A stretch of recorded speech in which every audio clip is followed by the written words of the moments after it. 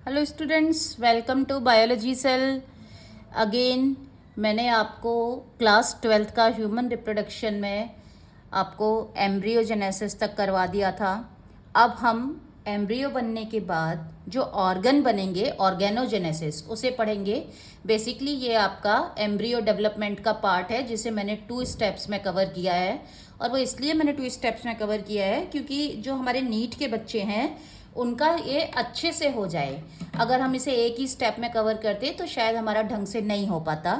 यहाँ पर मैं आपको बिल्कुल समझाऊंगी अच्छे तरीके से, जो आपके कॉम्पिटिटिव एग्ज़ाम्स के लिए, अदर कॉम्पिटिटिव एग्ज़ाम्स, नीट, सभी के लिए आपके लिए हेल्पफुल रहेगा।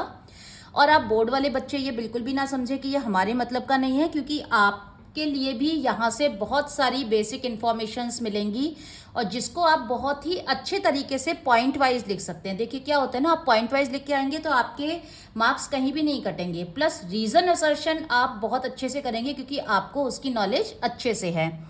ठीक है, तो चलो स्टार्ट करते हैं अब। तो सबसे पहले मैंने अपना जो टॉपिक है ऑर्गेनोजेनेसिस, ऑर्गेनोजेनेसिस का मतलब हो गया कि ऑर्गन का फॉर्मेशन, राइट। तो यानी कि ऑर्गन किस तरह बनेंगे हम उसे पढ़ेंगे। जैसे कि आपको पता होगा कि मैंने आपको न्यूरोलेशन तक का, मतलब न्यूरल ट्यूब बन रही थी, प्लेट बन रही थी, मतलब 1 मंथ तक की हैपनिंग्स मैंने आपको बता दी थी अपने में। इम्प्लांटेशन के बाद जब एम्ब्रियो डेवलपमेंट की बात मैंने की थी तो डे 28 तक की कहानी ऑलमोस्ट हम लोग कवर कर चुके हैं। तो डे 28 का मतलब हो गया कि आपके ऑलमोस्ट बच्चों 4 वीक आपके कंप्लीट हो गए। 28 डेज आप करेंगे तो आपके 4 वीक्स की कहानी हो गई। अब हम क्या करेंगे, मैं वीक 4 से ही आपका जो वो है वहाँ से स्टार्ट करूँगी दोबारा से, तो जिससे आपका कॉन्टिन्यूटी में हो जाएगा। जिन बच्चों को भी डाउट हो रहा है वो एक बार पुराना लेक्चर लगा लें, अब तो आपके सारे डाउट्स वहाँ से क्लियर हो जाएंगे और आपको ये क्लियरली समझ में आएगा। तो मैंने अपने लेक्चर के, आज के लेक्चर को, जब तक बेबी का बर्थ नहीं होता है 9 मंथ तक को हमने डिवाइड किया है। फर्स्ट 3 मंथ जिसे हम फर्स्ट ट्राइमेस्टर कहते हैं, 3 months 3 months 3 months, first 1 2 3 first trimester, 4 5 6 second trimester and 7 8 9 month third trimester. चलो फटाफट से स्टार्ट कर लेते हैं। ऑर्गेनोजेनेसिस में बच्चों सबसे पहले हम क्या होता है कि हमने अभी अभी मैंने आपको बताया कि इसमें ऑर्गन फॉर्मेशन होंगे। ठीक है, तो ऑर्गन फॉर्मेशन के लिए क्या क्या मेजर इवेंट होना जरूरी है, मतलब जो हमने गैस्ट्रुला बन रहा था, जर्म लेयर बन रही थी, अब उनमें क्या होगा। तो उनमें बच्चों 3 हैपनिंग्स बहुत इंपॉर्टेंट हैं। पहली उनमें जो होता है वो फोल्डिंग होना बहुत ज़रूरी है, क्योंकि जिस तरह से फोल्डिंग होगी ना बच्चों, उस तरह से वो डिफरेंट डिफरेंट जो अपनी सेल्स हैं और जो टिश्यूज़ हैं वो अपनी जगह लेंगे। तो फोल्डिंग होना, देन स्प्लिटिंग होना, जैसे कि मैंने आपको बताया था ना, मीजोडर्म स्प्लिट हो जाती है और वो लाइनिंग बना लेती है, तो इसी तरह से सेल्स स्प्लिट होंगी और डिफरेंट डिफरेंट कैविटीज़ बनेंगी आपकी। एंड देन सेल एग्रीगेट होंगी, कंडेंसेशन करेंगी और इस तरह से आपका जो प्रॉपर एम्ब्रियो है वो फॉर्मेशन हो जाएगा। तो ये 3 मेजर इवेंट इसमें होते हैं। ऑर्गेनोजेनेसिस की 3 स्टेजेस हैं, फोल्डिंग, स्प्लिटिंग एंड कंडेंसेशन। अब हम बात करते हैं कि हमारा सबसे मेजर स्टेप ना बच्चों, प्राइमरी स्टेप है जो सबसे, जो कि हमारे एम्ब्रियो की एक्सिस को डिफाइन करेगा कि भाई एम्ब्रियो का right, left, dorsal, ventral surface क्या होंगी। तो सबसे पहले आप, जैसे अब मैंने ये पेज बनाया तो मैंने इस पेज पे पहले 3 पार्ट्स में डिवाइड किया है ना, तभी ट्राइमेस्टर लिखे हैं, तो यहाँ मैंने अपने ब्लॉक्स कॉलम बनाए। तो ऐसे ही एम्ब्रियो भी अपना सबसे पहले एक्सिस डिफाइन करता है और उसी एक्सिस को डिफाइन करने के लिए जो कॉर्डेटा है उनमें जो सबसे पहला स्टेप होता है दैट इज नोटोकॉर्ड का बनना। और ये जो नोटोकॉर्ड का बनना है ये आपका सबसे पहला स्टेप होता है। देन उसके बाद पे 8 वीक तक आप उसे एम्ब्रियो कहते हैं और 8 वीक के बाद 8th वीक से लेके टिल द बर्थ वो फीटस कहलाता है। तो स्टार्ट करते हैं कि, और वीक 3 4 में मैंने आपको ख़त्म किया था, न्यूरिलेशन हो रहा था जहाँ पे, अब वीक 4 की क्या क्या हैपनिंग्स होंगी। तो वीक 4 में बच्चों हमारा सबसे पहले जो फर्स्ट ट्राइमेस्टर है उसमें वीक 4 में बर्ड्स अपीयर होंगी। और ये किसकी बर्ड्स होंगी बच्चों हमारी, ये होंगी लिम्स की। लिम्स मतलब उसके हाथ और पैर बनेंगे। तो हाथ और पैर एकदम से शुरू शुरू में तो नहीं बनेंगे, तो वो छोटी छोटी बर्ड्स की फॉर्म में, पाउचेस आउट ग्रोथ की, जैसे कि आपका लाइक ये है तो यहाँ से ऐसे बर्ड्स की फॉर्म में निकलेंगे, फिर ये ऐसे बढ़ते जाएंगे। जैसे फूल होता है, फूल खिलता है, उससे पहले कली निकलती है ना, तो लिम्स के लिए बर्ड्स बनेंगी, लिम बर्ड्स अराइज होंगी यहाँ पे पहले। इस समय तक जो आपका एम्ब्रियो होता है वो 1 इंच का 1/6 पार्ट होता है, 1/6 इंच का लंबा होता है, और ये अपना हेड और ट्रंक डेवलप कर चुका है। ये क्या डेवलप कर चुका है? अपना हेड एंड ट्रंक, मतलब डिफाइन हो गया है कि भाई ये वाला पोर्शन हेड बनेगा और इसमें हेड के जितनी भी हैपनिंग्स हैं वो हो रही हैं, और ये वाला पोर्शन ट्रंक बनाएगा। लिम्ब बर्ड्स की बात हो गई। जो ब्रेन है, ब्रेन बच्चों यहाँ पे ब्रेन डेवलप होगा, क्योंकि न्यूरुलेशन तो सबसे पहले हो रहा है ना, सबसे पहले डेवलप होने वाला हार्ट एंड न्यूरुलेशन वाला प्रोसेस है।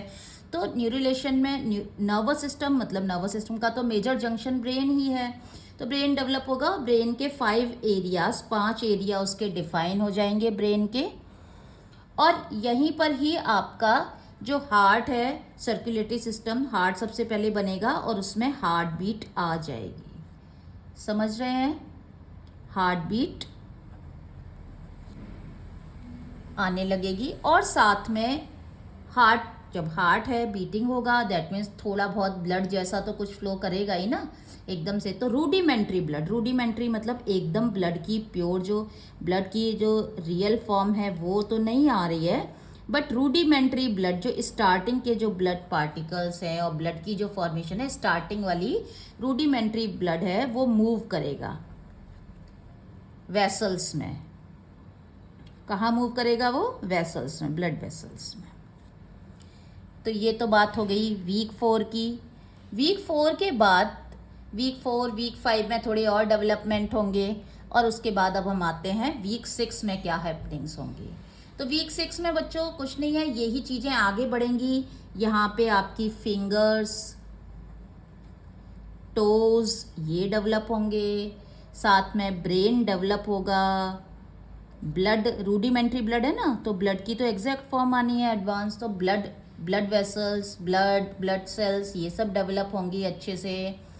लंग्स यहाँ से बनना चालू होंगे, और मैं आपको एक बात बता दूँ, यहाँ पे लंग्स जो बनना चालू होते हैं, लंग्स बड़े स्लो प्रोसीजर है, ये जब तक बच्चे का बर्थ नहीं होता ना तब तक ये बनते ही रहते हैं, बनते ही रहते हैं। तो अगर कोई आपसे पूछे कि भैया सबसे लंबा ऑर्गेनोजेनेसिस में सबसे लास्ट में ऑर्गन और सबसे बनने वाला और जो कि पहले चालू हुआ था, तो वो लंग्स ही आपका रेस्पिरेटरी सिस्टम का पार्ट्स है। फिंगर्स प्रेजेंट हो जाएंगी, और आपके जो अब बिकॉज बर्ड्स आ गई हैं तो लिम्स ग्रो करने लगेंगे, बर्ड्स में से निकलने लगेंगे, यानी कि लेग्स वगैरह ग्रो करने लगेंगे। वीक 8 की हैपनिंग्स को अगर मैं देखूं, आपको बताऊं, तो वीक 8 में जो आईलिड्स हैं बच्चे की, ठीक है, आईलिड्स तो आप जानते ही होंगे, बच्चे की जो आईलिड्स हैं वो क्लोज होने लगती हैं, और क्लोज होकर आई को प्रोटेक्ट करती हैं, प्रोटेक्शन के लिए ये सब। और उसके ईयर, आईज, आर्म्स, लेग्स ये सब आप आइडेंटिफाई हो सकते हैं एक एम्ब्रियो में। अभी वीक 8 तक एम्ब्रियो कहलाएगा ना, इसीलिए मैंने एम्ब्रियो बोला है। यानी कि आईज, ईयर, आर्म्स, लेग्स अब बर्ड्स के थ्रू इतनी ग्रोथ कर गई हैं कि वो इजीली आइडेंटिफाई हो सकती हैं, आइडेंटिफाई हो रही हैं वो। अब बच्चों ये जो फर्स्ट ट्राइमेस्टर है, इसमें आपका मेजर ऑर्गेनोजेनेसिस हो जाता है, मतलब मेन ऑर्गन इसमें बन जाते हैं। तो हमने पढ़ा था कि गेस्ट्रूला में 3 लेयर थी, एक्टोडर्म, मेसोडर्म और एंडोडर्म। अब वो लेयर डिफरेंट तरीके से फोल्डिंग्स होंगी, उनमें स्प्लिटिंग होगी, कंडेंसेशन होगा, और हमारी वो लेयर्स अब बॉडी के अलग अलग ऑर्गन्स को बनाएंगी। तो यहाँ इसलिए ये देखना भी ज़रूरी हो जाता है कि हमारी किस लेयर से कौन से बॉडी के पार्ट या ऑर्गन बन रहे हैं। तो देखो एक्टोडर्म है, मैं आपको एक तो बहुत ही सिंपल सा तरीका बता देती हूँ, अगर आप रटने में बिलीव करते हैं तो रटिएगा मत। एक सिंपल सा मैं तरीका बताती हूँ। जो एक्टोडर्म होती है बच्चों, वो बाहर की लेयर है, गेस्ट्रूला में जर्म लेयर बाहर की है, मीजोडर्म बीच की है, तो यानी कि बाहर की लेयर ज़्यादातर जो बॉडी के पार्ट्स, बॉडी के ऑर्गन बाहर हैं उनको बनाएगी। मीजोडर्म बीच में आके सेट हो गई है दोनों की, यानी कि बीच के जो पार्ट होंगे वो बीच की मीजोडर्म बनाएगी। और ज़्यादातर जो एंडोडर्म है वो पैचेस की, या तो बिल्कुल अंदर वाले पार्ट्स होंगे वो मिलेंगे, और या फिर आपका पैचेस की फॉर्म में कहीं कहीं धंस जाएगी। ठीक है, तो इसीलिए हमारी स्किन सबसे आउटर मोस्ट पार्ट है ना, तो हमारी स्किन जो बनी है वो एक्टोडर्म का डेरिवेटिव है, मतलब वो एक्टोडर्म से बनी है। स्किन है, स्किन के अपेंडेजेस हैं। स्किन पे अपेंडेजेस कौन कौन से हैं भाई? जैसे कि नेल्स हो गया आपका, स्किन के छोटे छोटे हेयर्स हो गए। नर्वस सिस्टम आपका यहाँ पे एक्टोडर्म से बनेगा, और आपके नर्वस सिस्टम के साथ पार्ट्स ऑफ नर्वस सिस्टम भी आपका एक्टोडर्म से ही बनेगा। साथ में स्किन के अंदर पिगमेंटेशन वाली जो सेल्स होती हैं, मेलानोसाइट सेल्स, वो भी हमारी एक्टोडर्म से ही जनरेट होती हैं। बात कर लेते हैं मेसोडर्म की कि भाई बीच वाली लेयर से क्या बनती है। तो बच्चों बीच वाली लेयर से बीच वाला टिश्यू बनेगा। बीच वाला टिश्यू मतलब कनेक्टिव टिश्यू, मतलब जो इधर वाले बॉडी के डिफरेंट डिफरेंट ऑर्गन को कनेक्ट कर रहा है। कनेक्ट कर रहा है तो वो बीच में ही होगा ना। जैसे कि सपोज ये यहाँ पे रखा हुआ है, ये इसको और इसको, मेरे दोनों इस वाले हाथ को, फिंगर को इसको कनेक्ट कर रहा है, तो ये बीच की पोजीशन हो गई। तो इसीलिए मेसोडर्म जो है वो आपके कनेक्टिव टिश्यूज़ को बनाएगी मोस्टली आपके। तो देखिए ब्लड, सर्कुलेटरी ब्लड एक कनेक्टिव टिश्यू है, लिक्विड कनेक्टिव टिश्यू, तो सर्कुलेटरी सिस्टम को बनाएगी। सर्कुलेटरी सिस्टम में क्या क्या आ रहा है आपका? ब्लड आ रहा है, लिम्फ आ रहा है, ये बनेगा। देन बोन, स्केलेटन टिश्यू, ठीक है, कनेक्टिव में आता है। Bone and cartilage compact tissue की कैटेगरी के हैं ना, डेंस कनेक्टिव टिश्यू। देन उसके बाद मसल्स, जो कि बोन्स के ऊपर प्रेजेंट होती हैं आपकी मसल्स, तो ये भी आपका मेसोडर्म से ही बनेगा। और अगर इनके अलावा अगर आपको जो याद रखने हैं, तो यानी कि मेन तो आप पहले तो कनेक्टिव टिश्यू के कर देंगे, लेकिन इनके अलावा जो आपके होंगे वो मैं आपको बता देती हूँ क्या है। किडनी मेसोडर्मल ओरिजिन की है। स्प्लीन मेसोडर्मल ओरिजिन की है आपकी। यूटेरस, क्योंकि यूट्रस में बहुत सारी पावरफुल मसल्स होती, मस्कुलर स्ट्रक्चर, तो यूट्रस आपका मेसोडर्मल ओरिजिन का है। एड्रीनल ग्लैंड का कॉर्टेक्स, क्या है बच्चों? एड्रीनल ग्लैंड का कॉर्टेक्स भी मेसोडर्म से ही डेराइव होता है। अब बात करेंगे एंडोडर्म की। तो एंडोडर्म में मतलब सबसे पहले तो हमारी सबसे लास्ट में क्या है आपका? लास्ट में हमारी tube with in tube structure है ना, तो लास्ट में हमें मिलेगा गैस्ट्रो इंटेस्टाइनल ट्रैक्ट। तो जी सबसे पहले गैस्ट्रो इंटेस्टाइनल ट्रैक्ट है वो एंडोडर्म से बनेगा, मतलब हमारा जो डाइजेस्टिव सिस्टम है ना, उसमें जो एलिमेंट्री कैनाल है हम उसकी बात कर रहे हैं। दूसरा हमारा रेस्पिरेटरी सिस्टम है, ये बनेगा। उसके अलावा हम देखें तो कुछ ग्लैंड जो कि एंडोडर्मल ओरिजिन की हैं, तो मैं उनके कुछ नाम लिखने वाली हूँ, आप याद कर लीजिए। थाइमस, पैराथायरॉइड,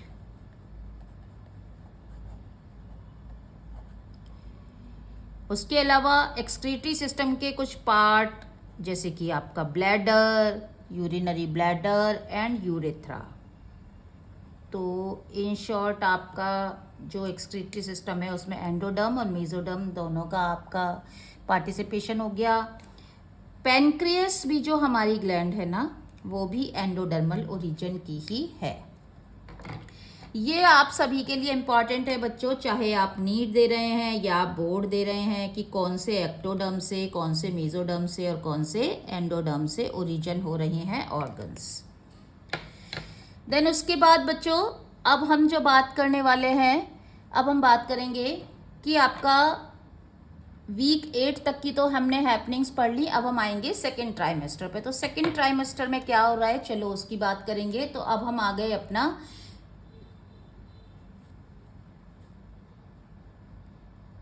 वीक 13 पे। अगर हम मोटा मोटा देखें, देखिए मैंने आपको कुछ वीक्स मिस कर दिए, क्योंकि अगर मैं आपको बच्चों सारा बताऊंगी तो आपके लिए बहुत ज़्यादा कंफ्यूजिंग हो जाएगा ऑलमोस्ट। हालांकि मैं ये भी पता है कि जो मैं इतना पढ़ा रही हूँ इतना भी आपके लिए मोर देन सफिशिएंट है बच्चों। ये मैं इसलिए इसमें मेंशन किए हैं इस वीक की चीज़ें, क्योंकि जो कुछ है ना प्रीवियस ईयर नीट में क्वेश्चंस आए हैं, प्लस रीज़न असर्शन में कुछ क्वेश्चंस मैंने ऐसे देखे हैं जिनके के लिए आपका ये जानना ज़रूरी हो जाता है। तो वीक 13 में आपका क्या होगा, यूरिन बनने लग जाएगा, यूरिन फॉर्मेशन स्टार्ट होगा, मतलब किडनी आपका बनने लग जाएगी, यूरिन फॉर्मेशन स्टार्ट होगा। मैंने इसका एक पोस्ट डाला था, उस पर बहुत सारे बच्चों ने रिस्पॉन्ड किया है कि most of the body organs are formed in which trimester करके डाला है। तो यूरिन फॉर्मेशन स्टार्ट हो जाएगा। अब देखो बच्चा, अब यूरिन फॉर्मेशन हो रहा है तो यूरिन बाहर भी निकलेगा। तो यूरिन बाहर कहाँ निकलेगा, बच्चा तो एमनियोटिक फ्लूइड के अंदर है ना, एमनियन से कवर है पूरी मेम्ब्रेन से, तो वो कहाँ पे जाएगा, एमनियोटिक फ्लूइड में रिलीज कर दिया जाएगा। बोन्स तो पहले ही बन चुकी है ना बच्चों, लेकिन बोन्स सॉफ्ट थी तो बोन्स कैसी होने लगेंगी, हार्ड होने लगेंगी वीक 13 में, यानी कि सेकेंड ट्राइमेस्टर में। उसके बाद बच्चों अगर मैं मोटा मोटा वीक 14 की आपको मेन हैपनिंग बताऊं, तो वीक 14 में आपके जो रेड ब्लड सेल हैं वो बनने लग जाती हैं स्प्लीन में। आरबीसी फॉर्मेशन बच्चा जो होता है उसकी जो आरबीसी होती हैं एम्ब्रियो की, वो स्प्लीन बनाती है। ये क्वेश्चन बहुत नीट का भी और इनफैक्ट बोर्ड का भी बहुत फेवरेट क्वेश्चन है ये, क्योंकि ये क्या है बच्चों, आपका है बेशक आपका 12th में है, लेकिन ये 11th में स्प्लीन आरबीसी ये सब दिया है ना, तो इसलिए वहाँ से वो कनेक्ट करके आपको क्वेश्चंस दे देते हैं कई बार। इसके बाद बेबी का जो सेक्स है, मेल या फीमेल, वो एपरेंट, मतलब वो देखने से पता चलेगा, तो sex become apparent. Doctors special method से उसको पता कर सकते हैं। इस समय तक जो बच्चों फीटस है ना, वो अराउंड अब हो चुका है हमारा 3.5 इंचेस लॉन्ग। ठीक है, कितने इंचेस का लंबा हो गया है, 3.5 इंच लंबा हो गया है।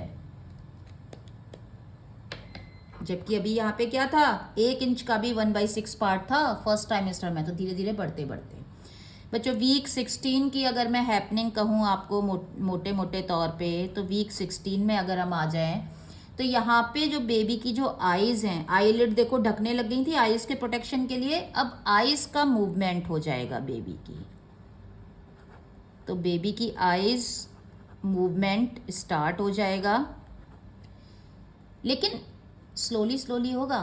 और साथ में लिम्ब मूवमेंट, हाथ पैर भी उसके मूव होने लग जाएंगे। इसीलिए जब प्रेग्नेंट मदर होती हैं ना, तो उनको चौथे से 5वें महीने में ऐसा फील होता है कि बेबी किकिंग कर रहा है टमी के अंदर, राइट। वीक 17 की हैपनिंग पे हम गौर करेंगे थोड़ा सा। तो वीक 17 में बच्चे के टो नेल का मतलब है आपका कि अंगूठे के जो नेल्स हैं, वो टो नेल स्टार्ट हो जाएंगे डेवलप होना। बच्चा एमनियोटिक फ्लूइड में अब मूवमेंट करने लग जाएगा, मोर एक्टिव, आप ऐसे लिख सकते हैं, more active in amniotic fluid. इसका ट्विस्टेड करके क्वेश्चन कैसे आ सकता है, इसका ट्विस्टेड करके क्वेश्चन आ सकता है कि बताओ किस वीक से या किस ट्राइमेस्टर से या किस मंथ से, तो आप मंथ काउंट कर लीजिएगा। 4 वीक का एक मंथ आप लगाएंगे तो आप ये 4.5-5वें महीने की कहानी हो गई। तो टो नेल हो गया और more active in amniotic fluid, तो एमनियोटिक फ्लूइड में अब वो मूवमेंट करने लग जाएगा, यानी कि वो रोलिंग जैसा मूवमेंट कर सकता है, वो फ्लिपिंग जैसा मूवमेंट कर सकता है। तो मदर को ये मूवमेंट साफ पता चलते हैं कि बेबी मूव कर रहा है। और साथ में जो हार्ट है ना, वो बीट करेगा, मतलब हार्ट बीट तो कर गया, हार्ट पंपिंग बीट तो पहले ही करने लग जाता है, हार्ट पंपिंग, हार्ट अपना काम स्टार्ट करने लग जाएगा। देखो यहाँ पे आरबीसी फॉर्मेशन है, यहाँ पे ब्लड कैसा बन रहा था, रूडिमेंट्री ब्लड वेसल्स में रूडिमेंट, तो यहाँ पे हार्ट प्रॉपरली पंप करने लग जाएगा। वीक 17 यानी कि 4.5 महीने के अराउंड की आपकी कहानी, 4 महीने से ऊपर। उसके बाद वीक 18 की घटना देखेंगे तो बेबी को सुनाई देने लग जाता है। वीक 18 की घटना कहेंगे तो बेबी को क्या होगा, सुनाई, मतलब हियरिंग की उसमें पावर आ जाएगी, वो सुन सकता है आपकी बॉडी के अंदर के मूवमेंट को। 19 में ये क्वेश्चन एक बार बहुत टाइम पहले ना नीट में आया था, तब नीट नहीं हुआ करता था। वीक 19 में, यानी कि सेकेंड ट्राइमेस्टर का ही पार्ट हो गया आपका, राइट। तो यहाँ पर बच्चा एक अपने को प्रोटेक्ट करने के लिए, क्योंकि अब वो फ्लूइड में रह रहा है, उसके बॉडी के ऑर्गन मूव कर रहे हैं, आंखें हिल सकती हैं स्लोली स्लोली, और ये सब बन रहा है, तो वो अपने ऊपर एक ना चीज़ लाइक, जैसे चीज़ होता है ना चिकना चिकना, ऐसे अपने ऊपर एक छोटी सी चीज़ लाइक एक बहुत ही पतली सी ना लेयर डेवलप करने लग जाता है प्रोटेक्शन के लिए। इसीलिए जब छोटे बच्चे होते हैं ना तो उनको साफ किया जाता है, तो सफ़ेद सफ़ेद जैसा उनकी जो कहते हैं ना स्किन उतर रही है, वो सफ़ेद सफ़ेद जैसी स्टार्टिंग में उनको जब नहलाते हैं तो वो उनको क्लीन किया जाता है। तो यहाँ पे चीज़ लाइक कोटिंग बेबी डेवलप करता है, चीज़ लाइक कोटिंग प्रोटेक्शन के लिए डेवलप करता है। ये हैपनिंग हो गई आपका। वीक 19 में क्या होगा, वीक 19 में चीज़ लाइक कोटिंग हो गई। इसको मैं हाईलाइट कर देती हूँ, क्योंकि ये पूछ भी सकते हैं कि क्या बच्चे के ऊपर स्किन के अलावा भी कोई कोटिंग होती है। जी हाँ, बिल्कुल होती है।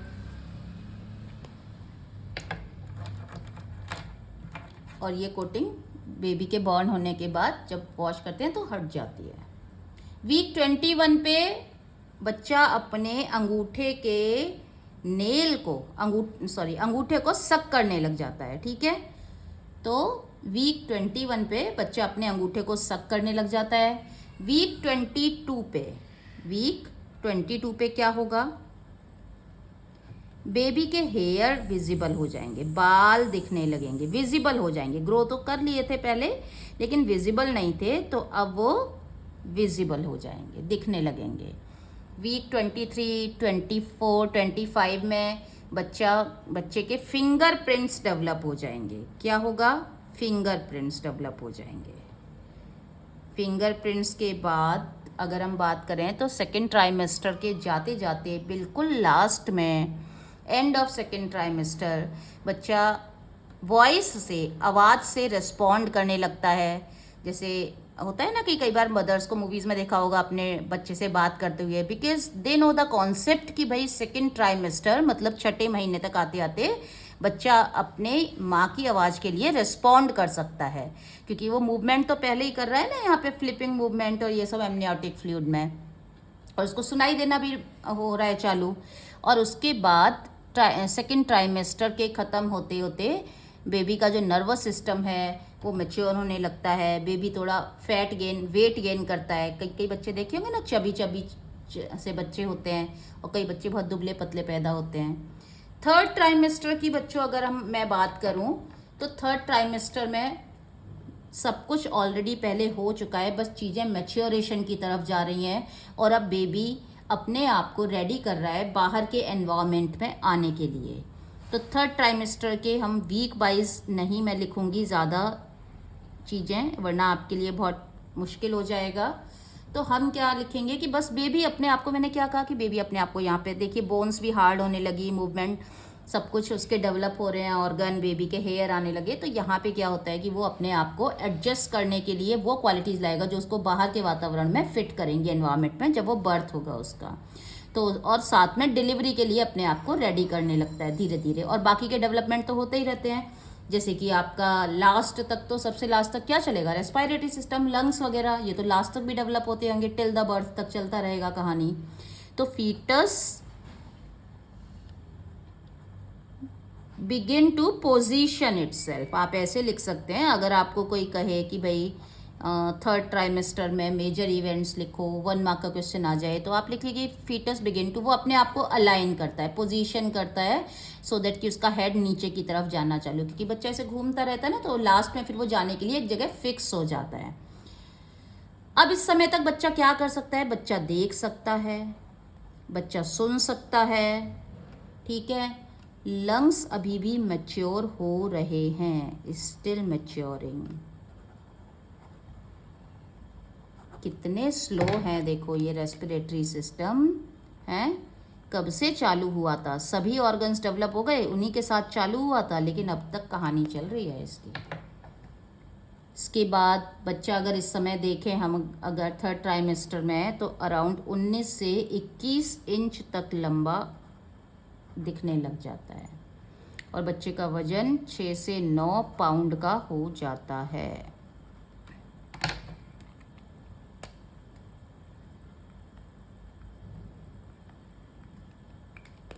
चलो,